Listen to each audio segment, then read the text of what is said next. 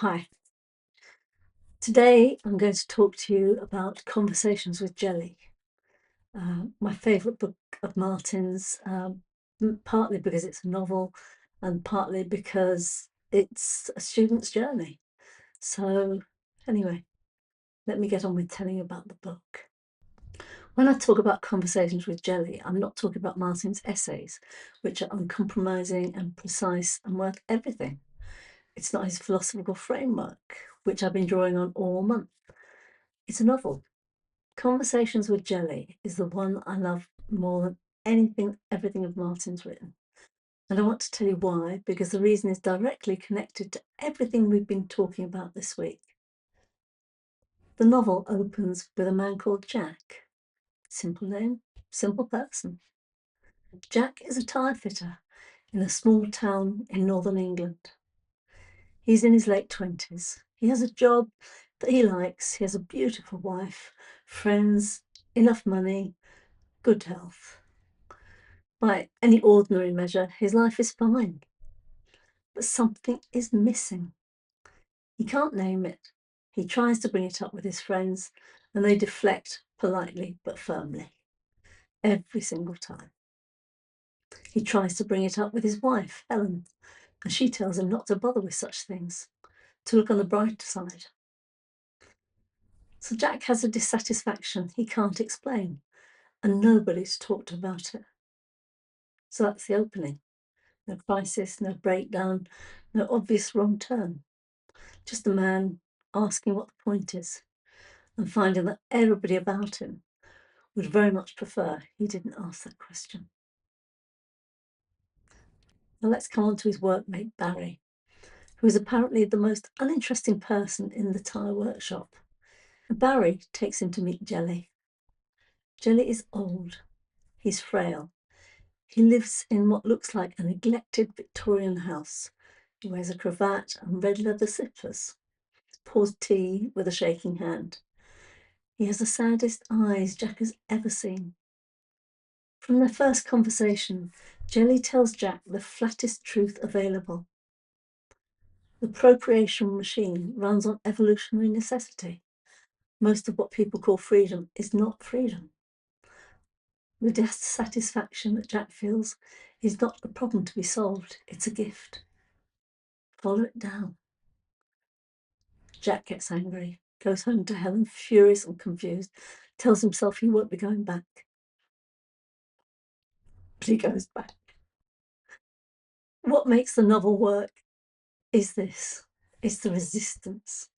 Jack isn't a seeker. He doesn't want to have his comforting illusions stripped away. He wants someone to tell him there's a purpose, that things mean something, that love will save the world or some version of that. He wants to repair the crack. Jelly won't let him. Not dramatically, nor by telling him to blow up his life, just by being present in that dusty room as someone who refuses to offer false comfort. There's a line early in the novel that Jack tells Jelly that he wants to be free. Jelly asks what freedom means, and Jack says he doesn't want to be tied down by anything. And Jelly tells him the only thing you need to be free of is yourself. The turbulent emotions, the obsessive thoughts, the rampant desires, that's the real bondage, not the circumstances. So Jack doesn't know what to do with that. He goes home, thinks about it for a week and comes back. Now Helen is important in the novel. She's not a villain, she's warm, she loves Jack, but she wants their life to work. But she is the accumulated personality, the version assembled from conditions that she has never had cause to examine, because the machine is running smoothly and there's nothing to crack in. Jack has had a crack from the beginning. The dissatisfaction is the crack. What Jelly does is stop him from repairing it. And that's the whole novel, in a sense. It's much more than that, but that's the essence of it. A dying old man, a tyre fitter, and the long, slow process of one of them learning not to close the gap before the information can be read. It's a bit more than that, but I'll let you find out.